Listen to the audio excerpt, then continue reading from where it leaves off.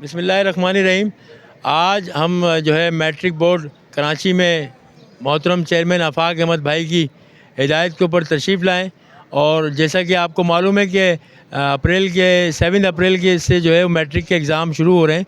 तो इस हवाले से जो माजी में बेज़ाब्तगियाँ रही हैं एग्ज़ाम्स के हवाले से, बच्चों को सेंटर्स ढूंढने के हवाले से, बच्चों की सिटिंग अरेंजमेंट गवर्नमेंट स्कूल के अंदर सिटिंग ना होने के हवाले से, ऐसी बहुत सारी बेकायदगियाँ जो है देखने में आती है कराची शहर में।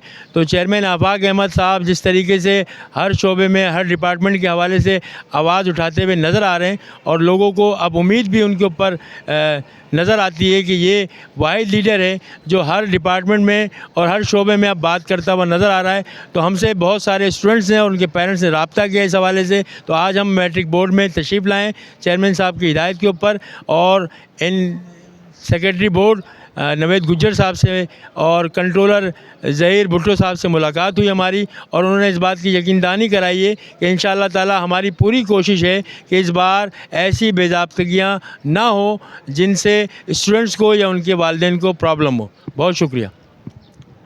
सही है। बिस्मिल्लाह।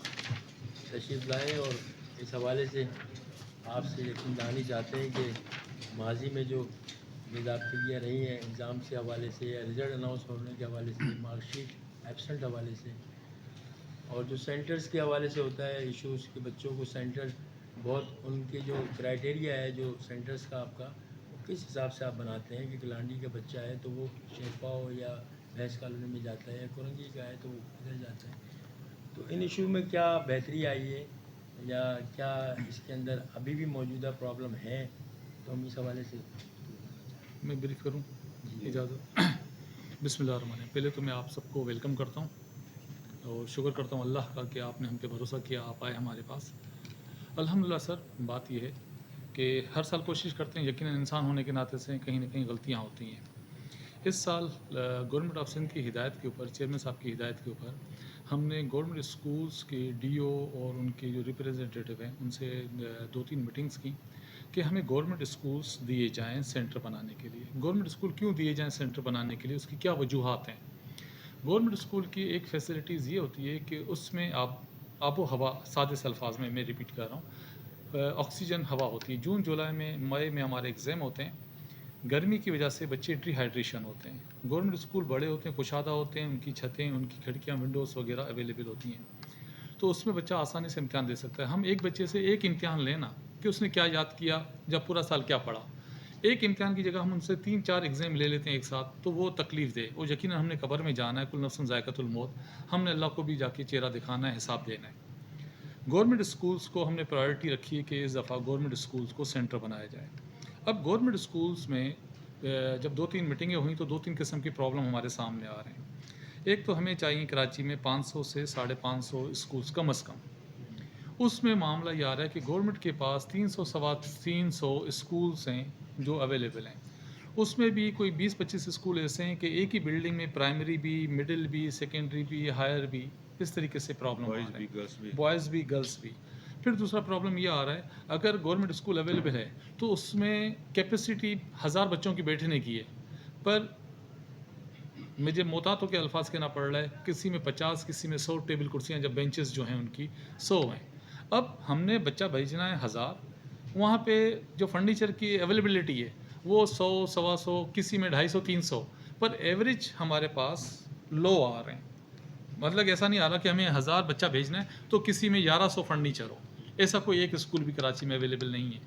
अब हम फर्नीचर भेजते हैं, माजी के रिकॉर्ड में ये है कि फ़र्नीचर गया, शाम को चौकीदार नहीं है। प्रिंसिपल ने बोला कि भाई मैं तो ऑफिस टाइम ख़त्म हो गया, मैं जा रहा हूँ, चौकीदार नहीं है।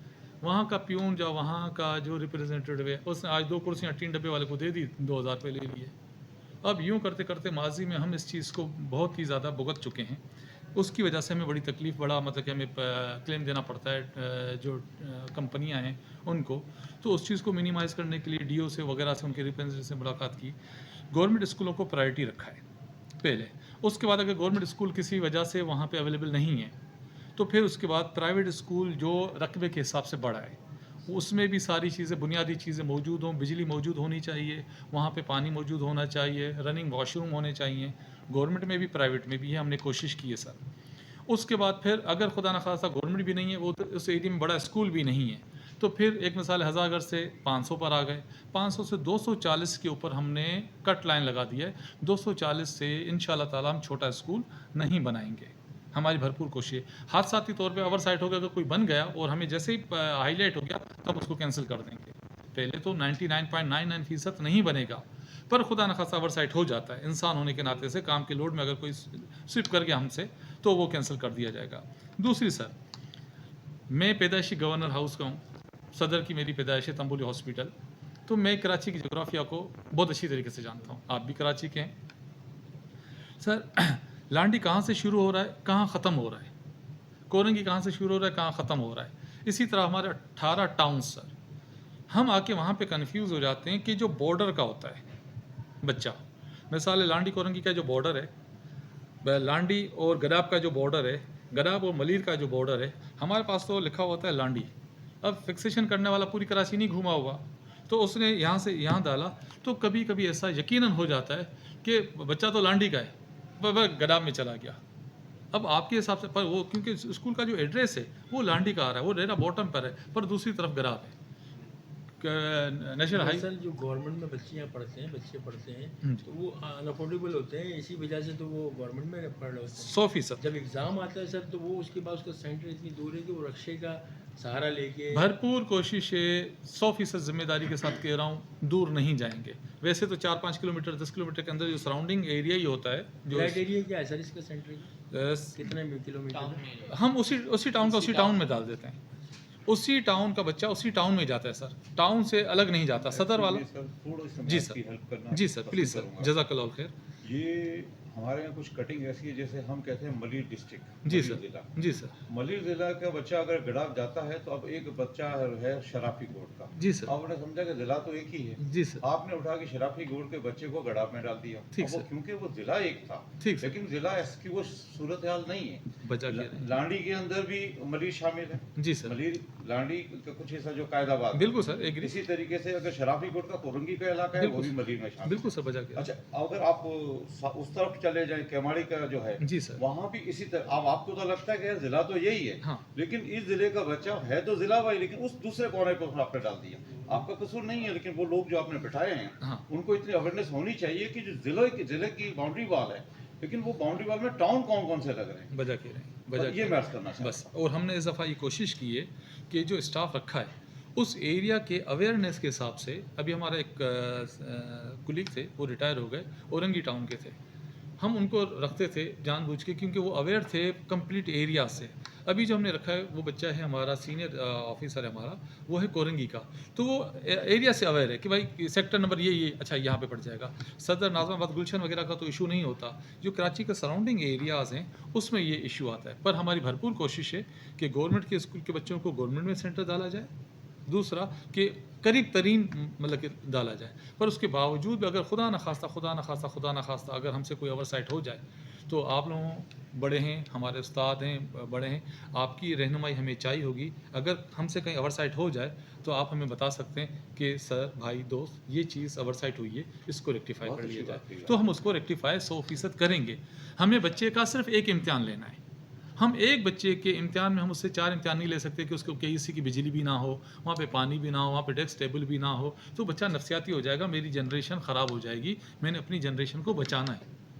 हमारी जेम के इलेक्ट्रिक से भी बात हुई है सवाल जी सर। एग्ज़ाम के दरमियान जो है बच्चों को कम से कम ये फैसिलिटी तो सर हम उनको कंप्लीट सेंटरों की लिस्ट भेजते हैं, टाउन भेजते हैं कि इस जगह का सेंटर है, अगर 3 घंटे अगर बिजली ना यहाँ पे डिसकंटिन्यू करें, लोड शेडिंग करें, अगर आपने करनी है, हम मान लेते हैं कि भाई आपका बिल नहीं आ रहा, हमसे आर्गूमेंट्स होते हैं नहीं आ रहा ना, वो दोपहर में कर लो, सुबह के 3 घंटे छोड़ दो, इतना तो रहम कर सकते हो ना हम पे कि भाई हम इस एरिया वाले में, मिसाल में सदर का हूँ, मैं बिजली का बिल पे नहीं कर रहा, आप मेरी बिजली को आपने मतलब देनी 2 घंटे के बाद 2 घंटे, तो मेरे 2 घंटे एग्जाम कर लो। सुबह का टाइम जो बच्चे इम्तिहान दे रहा है 9:30 से लेकर 12:30 बजे तक ही एग्जाम कर दो, अपना शेड्यूल रीशेड्यूल कर लो 1 महीने के लिए। सर हम रमज़ान में शेड्यूल चेंज करते हैं ना एक दूसरे का। नवीद भाई मुलाकात भी हुई होगी ना? हाँ सर, राब्ते में हैं कई से वालों से। Sir please sir. जोरी साहब, अगर हम सेंटर को यूसी की बुनियाद पे बनाए तो वो कैसा रहेगा? सर देखिए हमारे पास जो खासतौर पे गर्ल्स स्टूडेंट्स के लिए फीमेल्स के वो दिल पे जाके लगा। अभी इस साल ये मैं नहीं कर पाऊँगा। अगर ज़िंदगी बखैर, अगर इम्तिहान के बाद अल्लाह आपको ज़िंदगी दे, सेहत दे, आप आ जाएं तो बैठ के जो हमारे कोडिफिकेशंस हैं हम इसको कर सकते हैं। हर चीज़ मुमकिन है, नामुमकिन सर कोई चीज़ नहीं है। आपका मशवरा इंतहा बेहतरीन है कि हम यूसी तक उसको कर लें तो यूसी से बंदा बाहर ही ना जा सके। समझ आ रही, कॉमन सेंस की बात है, पर इसके करने के लिए हमें 4-6 महीने एक्सरसाइज करनी पड़ेगी। इम्तिहान के बाद आप आएँ, नए उसके लिए ठीक है, ये वाली चीज़ निकल गई तो अगली वाली ज़िंदगी तो है, दूसरे बच्चों को ये लिए आसानियाँ पैदा कर लें। अब मैं आपको एक चीज़ बताऊँ सर, पिछले साल वाला हम पहले पिछले साल के इशू कर लें, फिर साल के इशू कर लेते हैं। पिछले साल मैट्रिक बोर्ड का इशू नहीं था सर, इत्तफाकन इंटर बोर्ड का इशू हुआ था। मैट्रिक बोर्ड 78% के ऊपर बच्चा ऑलरेडी पास था। कुदरत खुदा की इंटर बोर्ड का बच्चा 73-74% के ऊपर आया। उसकी सर बहुत सारी वजूहात हैं, जो मेरी कॉमन सेंस की वजूहात हैं मैं वो आपको बता देता हूँ सर। पियाजे राइटर है स्विट्ज़रलैंड के, सोशल साइकोलॉजी फॉर चिल्ड्रन उन्होंने लिखी है कि बच्चा वक्त के साथ हार्मोन्स के साथ बड़ा होता जाता है। आप भी स्कूल से पढ़ के निकले, मैं भी मैट्रिक तक हम कंट्रोल में होते हैं उस्ताद के। मैट्रिक तक हमने टाई भी पहनी होती है, हम शरीफ बच्चों की तरह बैठे हुए भी होते हैं। जैसे हम मैट्रिक से बाहर जाते हैं तो हम मतलब कि समझते हैं कि हम गबरू जवान हो गए। बच्चा अपने आप को फील करता है सर, साइकोलॉजिकल प्रॉब्लम है। एक मैट्रिक का सिलेबस बहुत डाउन होता है सर, इंटर का सिलेबस बहुत एग्जेक्टिव होता है। मैट्रिक का टीचर जो असेसमेंट करता है, कॉपी चेक करता है, वो हमारे लेवल का होता है। एप्रिल टू एप्रिल कंपेयर करते हैं। मैट्रिक का बच्चा है तो मतलब कि उसको ग्रेजुएशन वाले टीचरों से असेसमेंट करवाते हैं। इंटर का जो कैंडिडेट होता है, जो प्रोफेसर होते हैं, वो एग्जेक्टिव होते हैं, सीनियर होते हैं, दाना लोग होते हैं कंपेयर टू मैट्रिक के। अगर मैट्रिक से कंपेयर करेंगे तो वो हमसे काफ़ी ज़्यादा तजर्बेकार होते हैं, तालीम याफ्ता होते हैं। तो उनकी असेसमेंट करने का तरीका भी, मेथोडोलॉजी भी उनकी अलग है, हमारे वालों की मेथोडोलॉजी अलग है। तो उसकी वजह से पास और फेल का रेशियो में फ़र्क आता है। एब्सेंटीज़ का हमारा परसेंटेज 98% हमारा रिजल्ट बिल्कुल परफेक्ट आता है।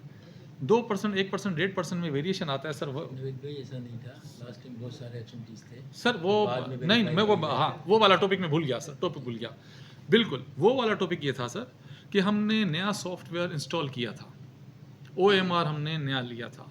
उस OMR ने एक मिस्टेक की थी सर कि वो 2 डिजिट है, मिसाल 57 है, बच्चे ने जो फिल किया था वो उसको बबल शीट कहते हैं हम।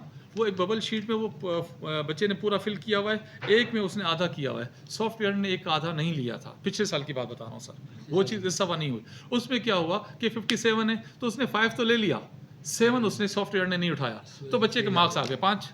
या 75 हैं तो उसने 7 ले लिया, यहाँ से उसने 5 मिस कर गया। इस तरीके से हमारे पास कोई अच्छी बड़ी तादाद में हमारे पास एब्सेंटी थी।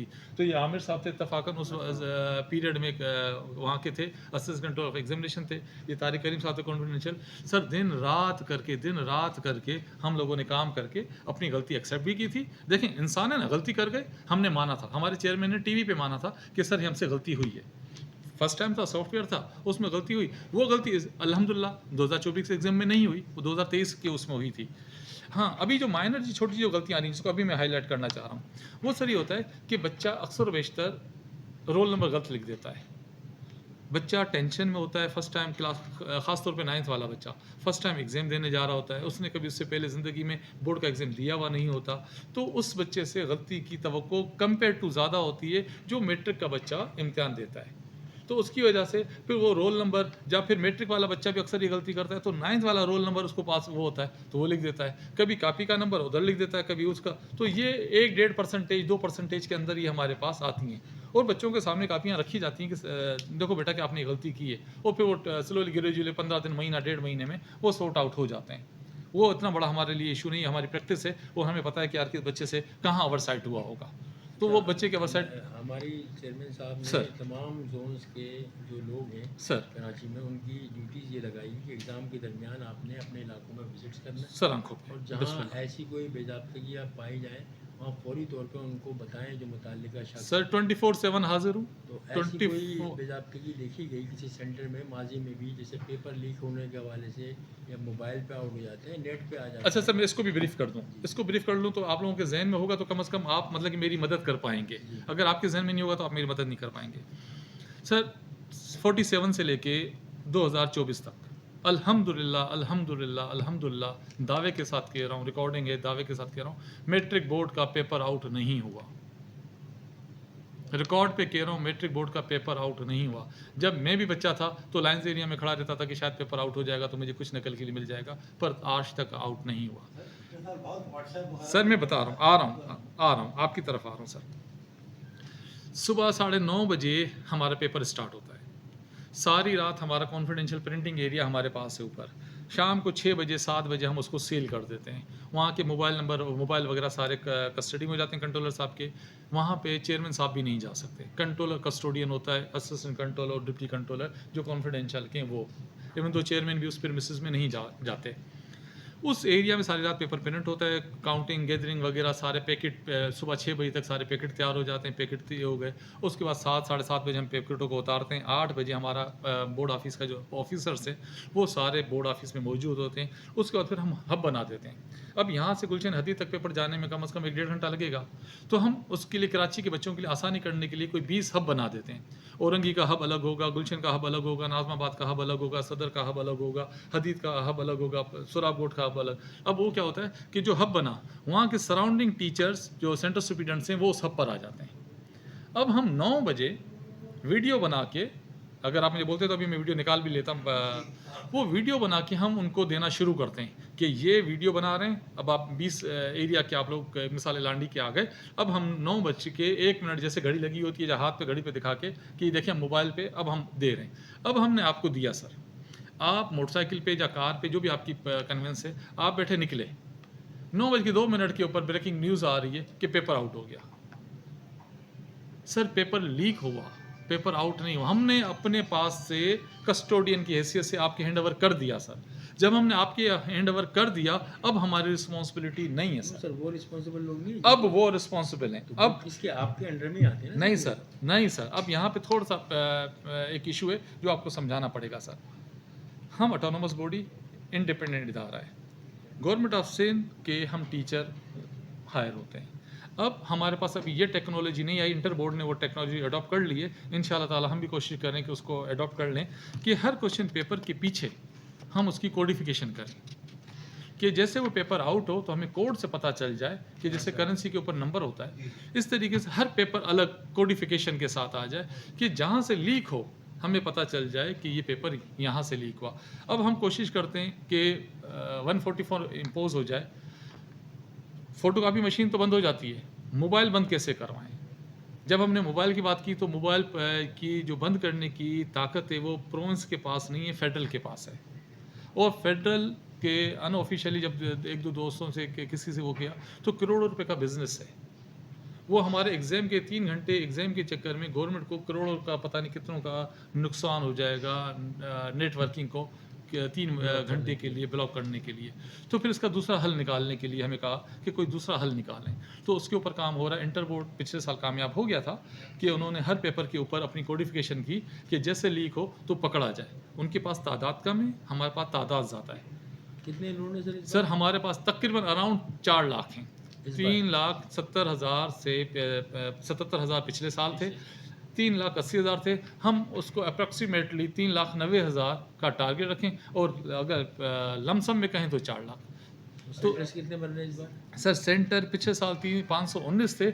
हमारी कोशिश है कि 519 520 से लेके 550 500 550 के बीच में हम इसको कहीं मेंटेन करें सर। सिक्योरिटी एजेंसीज का आप मदद नहीं ले सकती? जो पेपर बीच में आउट हो रहा है तो आप निकाल ड्यूटी लगाएं कि स्कूल तक साथ जाए वो पेपर लेकर। सर हमारे पास इतनी फोर्स नहीं है कि 550 सेंटर 550 फोर्स के लोग हमारे साथ हों, फिर वहाँ तक जाएं, फिर वहाँ से वापस आएं। तो फिर कल तो खुदा न खासा जेल से कैदी भी भाग जाते हैं, सिटी कोर्ट से भी कैदी भाग जाते हैं।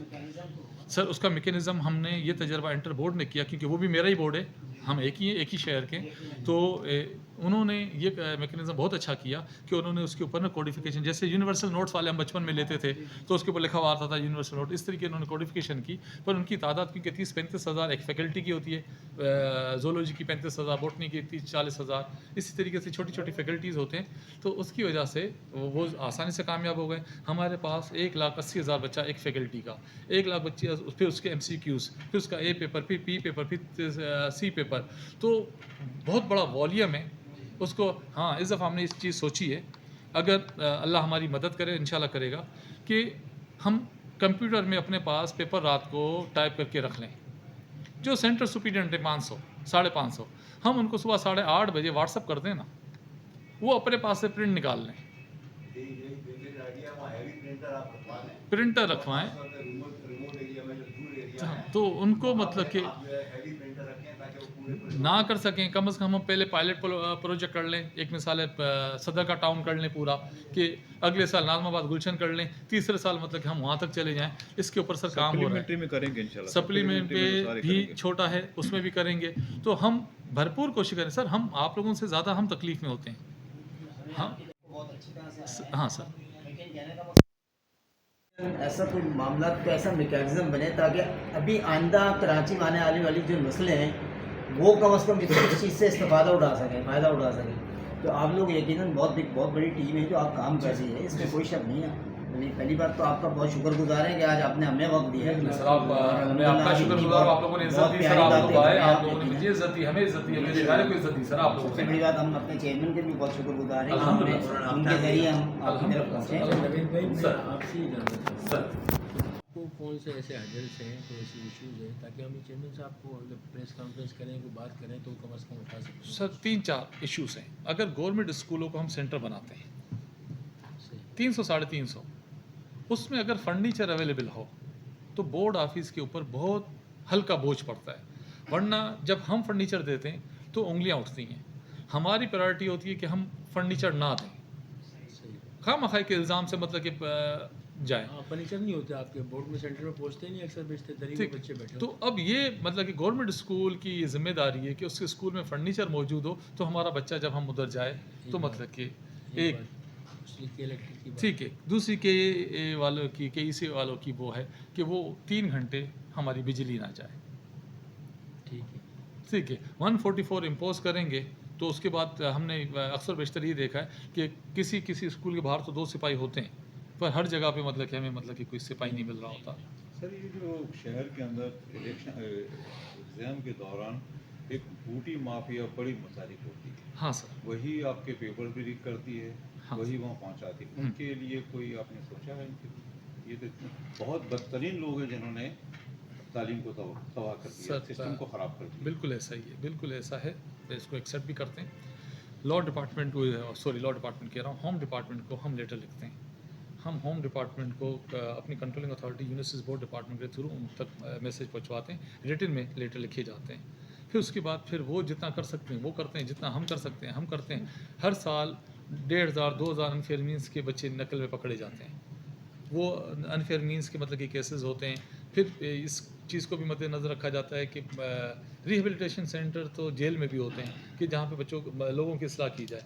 हम बच्चों के ऊपर इतना प्रेशर भी नहीं देना चाह रहे होते ज़हनी तौर पे कि बच्चा खुदा न खासा जवान बच्चा ट्रैक से न उतर जाए। बच्चे की बात नहीं कर रहा हाँ, था, जो तो लोग माफिया, involved हैं, हाँ सर, माफिया की ये उनको बता रहा कोई सज़ा हूँ। तो वज़ा? सर माफिया को तो माफिया तो खुद सामने नहीं आती ना सर, छुपा हुआ बंदा होता है। लोग वहाँ जो मौजूद होते हैं उनके पहुँचते हैं, हाँ सर, वो पकड़ी भी जाते हैं। फिर बाद औकात सर, मदद के हाँ, साथ एक आपके सर, लोग भी इसमें मुलविस पाए गए, तो उनके खिलाफ अगर कोई सर action- मेरा बोर्ड ऑफिस का एम्प्लॉय कोई, अगर मैं जिम्मेदारी के साथ कह रहा हूँ, अगर कोई मेरा बोर्ड आपके ऑफिस, तक महदूद नहीं है। हाँ, इसमें वो एजुकेशन में जो जिस इमारत में है या जो उन लोगों से जो सिलसिले चलते हैं, हाँ, तो आप वो क्या आपके नज़र में फिर जब हमारे पास सर जो आता है तो फिर हम क्या करते हैं, सेक्रेटरी एजुकेशन को जो उनकी अथॉरिटीज़ हैं, क्योंकि वो हमसे वो नहीं होते, जी। तो हम उधर करस्पॉन्डेंस करते हैं। पिछले साल भी अल्हम्दुलिल्लाह कराची के सारे DCs और कमिश्नर साहब ने भरपूर हमारी मदद की थी, हम उनके शुक्रगुजार हैं। अब हमें ये नहीं पता कि वो आजकल कौन पोस्टिंग पे है या उनमें से कौन नहीं है, पर पिछले साल गवर्नमेंट ऑफिसर ने, सारे डिप्टी कमिश्नर ने, कमिश्नर साहब ने दिन दिन रात हमारे साथ काम किया था और अनफेयर मीन्स के केसेस बना के दिए थे, लोगों के दिए थे। फिर हमने सेक्रेटरी एजुकेशन के यहाँ भेजे थे। तो इस पे तो भरपूर कोशिश कर मैट्रिक तक पे या इंटर में भी? सर मैं अपना बता आपके- रहा हाँ क्योंकि इंटर में जो बच्चे रह गए या हाँ। जिनके नंबर इधर उधर हुए उनका कोई कुछ हुआ उनका? सर वो मेरे लिए नहीं, मेरा सर वो तारीख वो हो अभी गया। तक पेंडिंग है, चल आपकी रहा कोई है। विजिलेंस टीम जाती है जी सर इस दफ़ा स्कूलों के अंदर, खासतौर पर गवर्नमेंट स्कूलों में ये 100-200 रुपए लेके जो नकल करवाई जाती सर है, अभी स्कूल- कंट्रोल साहब अब आपको ब्रीफ करेंगे विजिलेंस के ऊपर। आज सुबह ही हमने इसके ऊपर काम किया है, तो अभी ब्रीफ करते हैं सर। सर विजिलेंस का ये है कि हमने डायरेक्टोरेट से नाम लिए हैं, जो डीओज़ के भी हैं, टीओज़ के भी नाम हैं, सीनियर हेड मास्टर्स के भी नाम हैं, उनकी विजिलेंस हम अलग बनाएंगे। और जो गवर्नमेंट स्कूल टीचर्स हैं सीनियर, उनकी भी हम टीमें बनाएंगे। और प्राइवेट स्कूल के भी जो सीनियर मेंबरान हैं उनकी भी मुश्तरका टीम बनाएंगे। 2 मेंबर प्राइवेट के होंगे, 2 गवर्नमेंट के होंगे। इसी तरह से विजिलेंस भी हम इंशाल्लाह बनाएंगे ज़रूर। चलिए अच्छी बात, बहुत शुक्रिया नवीद भाई। सर अल्लाह आप लोगों को ज़िंदगी दे, सेहत दे। Sir please sir. सेंटर्स को हम हर साल दायरा में ज़रूरत होती है, तो हम बहुत शुरू से ही ना सेंटर्स को डेडिकेट कर दें, उन पर वर्किंग करें उनके फर्नीचर के लिए, ताकि जो है हमें एग्ज़ाम के वक्त वो बिल्कुल परफेक्ट हालत में मिले। सर, पानी ऐसा भी हो वहाँ हमने बच्चे के लिए, पिछले इलेक्ट्रिक 3 भी हो, साल की फर्नीचर भी हो। सर, हमने गवर्नमेंट स्कूल के हवाले से बात कर जी सर 3 साल दफ़ा ये कोशिश की है सर। होता क्या है कि गवर्नमेंट का एक ऑफिसर हमारे साथ मिल गया, वो हमारी तबीयत को समझ गया, जहाँ हम उसकी तबीयत को समझे, हमने काम करना शुरू किया। 4-6 महीने बाद उसका ट्रांसफ़र हो गया। दूसरे ने बोला भाई छोड़ यार। अक्सर बेशतर ये हो जाता है कि बजट लैप्स होने वाला होता है, लास्ट डेज़ में वहाँ पे काम चल रहा होता है, तो वो प्रिंसिपल मतलब कि रिक्वेस्ट कर रहा होता है यार मेरा काम चल रहा है, 10 साल के बाद तो मेरे स्कूल में काम हो रहा है। और इसी हाँ, मसला है, सही तो कह रहे हैं। आप मतलब कि इन वक्त ये रियलिटी है, हाँ। मतलब शुरू साल से इस पर वर्किंग करें। सर ऐसा ही हुआ है सर, ऐसा किया सर, है ये हमने। करते हैं। अभी हाँ। पहली मरतबा हमने पहली मरतबा 7 रुकनी हमने कमेटी बनाई है, जिसमें 5 मेंबरान हमारे अपने बोर्ड ऑफिस के हैं, और गवर्नमेंट स्कूल का डायरेक्टर और प्राइवेट स्कूल का डायरेक्टर, दोनों यानी कि हमारे मेंबरान हैं। उसी यानी कि उनके ही मशवरे से हमने ये सेंटर लिस्ट वहाँ से बनवाई है।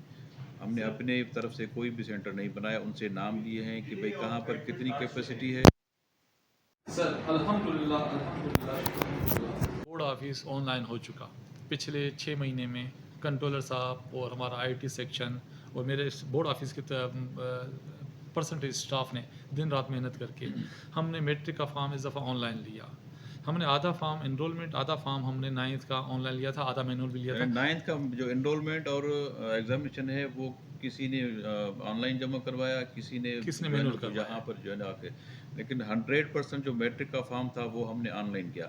और प्रैक्टिकल का जो इम्तिहान है वो भी हमने पूरा का पूरा ऑनलाइन उसका किया। एनरोलमेंट तो शुरू हुआ। उनमें बता रहे नहीं, उनमें जो है हमने उनको जो अटेंडेंस शीट है वो भी हमने थ्रू पोर्टल जो है ना ऑनलाइन प्रोवाइड की है, और अवार्ड शीट वगैरह या जो सीट लिस्ट है वो सारी चीज़ें हमने ऑनलाइन, और यहाँ पर प्रैक्टिकल किसी को के आने की जो जरूरत नहीं है। प्रैक्टिकल के जो सर पैसे हैं वो भी उनके बैंक में डायरेक्ट चले जाएंगे, क्योंकि प्रैक्टिकल का अमाउंट छोटा होता है तो टीचर आना वापस जाना बार बार आना जाना, तो वो मद्देनज़र रखते हुए क्योंकि उस्ताद की रिस्पेक्ट कुरान ने की है तो हम पे फ़र्ज़ है, तो हम कोशिश वो भी इस दफ़ा हमने कर दिया कि ऑनलाइन उनको पेमेंट वो भी रेम्यूनरेशन बिल उनके हमने वो डिटेल जो है ना उनकी अकाउंट की वो सारा नाम वगैरह वो ऑनलाइन अच्छा, ही मंगवाया है, वो भी इंशाल्लाह ऑनलाइन हो अब जाएगा। एडमिट कार्ड की बात है, रोल नंबर जनरेट हो चुके, प्रैक्टिकल सारे चल रहे हैं। 2 दिन में इंशाल्लाह ताला उसके बाद हम पोर्टल पे डाल देंगे, हर स्कूल वाला अपना एडमिट कार्ड खुद ही जनरेट, 9th का खुद ही। 9th का भी मैट्रिक मैट्रिक का भी सर इंशाल्लाह ताला हम एडमिट कार्ड से पहले अजीब सी ये आम सी बात है, वो खास नहीं है सर। लेकिन ये है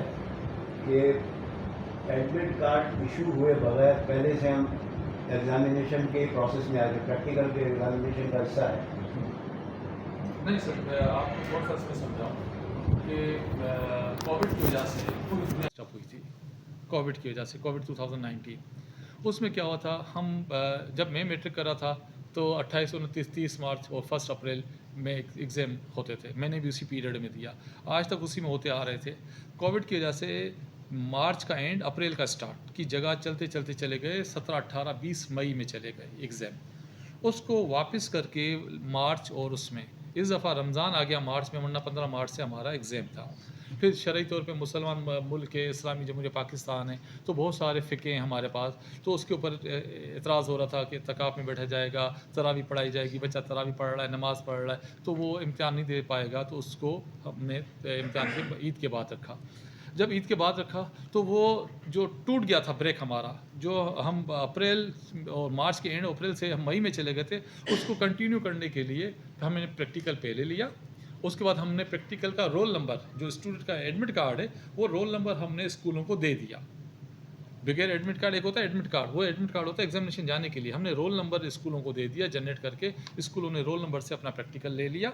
और उससे हमें ये फ़ायदा होगा कि जून जुलाई के 2 महीने में हम असेसमेंट कर लेंगे और 2, 4, 5 अगस्त तक इंशाल्लाह ताला हम मैट्रिक का रिज़ल्ट अनाउंस कर देंगे। तो अगर आप माजी को उसको चेक करें तो स्लो करते कराची यूनिवर्सिटी हमसे बहुत आगे चली गई थी। 1.5-2 साल का उसका गैप आ गया था। हम मार्च में इम्तिहान ले रहे हैं, इंटर ले रहा है मई में, रिजल्ट हम अगस्त में दे रहे हैं, इंटर दे रहा है जून जुलाई में। फर्स्ट ईयर आगे चला गया, आगे से आगे यूनिवर्सिटी बस करके हम अल्हम्दुलिल्लाह वापस ले आए। गवर्नमेंट ऑफ सिंध वापस लाई है और उसमें हम मार्च से इम्तिहान ले रहे हैं। वो प्रैक्टिकल हमारे कानून के तहत है सर। ठीक है ना।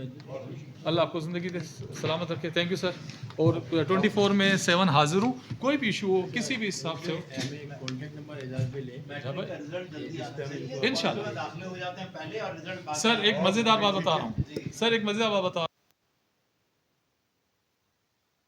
हूँ में मैं आपको अगले साल का सर्टिफिकेट दे दूंगा, जो 2 साल के बाद होते थे। हम दुआ ही कर सकते हैं कि आपका जो जज्बा है वो आपके साथ ही इस तरीके से एक नेक नियति से काम कर रहे हैं। अल्हम्दुलिल्लाह। जो इस तरह के वाक़यात कराची में होते रहे और स्टूडेंट का नुकसान होता रहा, कि हमारा मुस्तकबिल, लेकिन आपको देख के मुझे उम्मीद हुई सर, है। अब सर, इंशाल्लाह सर मैं कराची के बच्चे के लिए कहूँगा कि वो डायमंड है।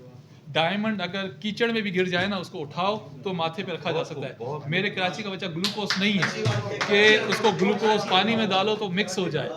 तो मेरा बच्चा अल्हम्दुलिल्लाह सुमा अल्हम्दुलिल्लाह, मेरा बच्चा पूरी दुनिया में, मैं अपने सगे बेटे की भी बात कर रहा हूँ, तो स्कॉलरशिप पे लम्स से लेके गुलाम इसा खान से लेके मेरा बच्चा इम्तिहान में फेल नहीं होता। जहाँ टेस्ट देता है ना पूरी दुनिया में, मेरे कराची का बच्चा फेल नहीं होता सर। बिल्कुल, बहुत शुक्रिया। Thank you sir. हाँ सर, सिक्योरिटी आप थाने के जो सर 1 उसको देते हैं होम डिपार्टमेंट।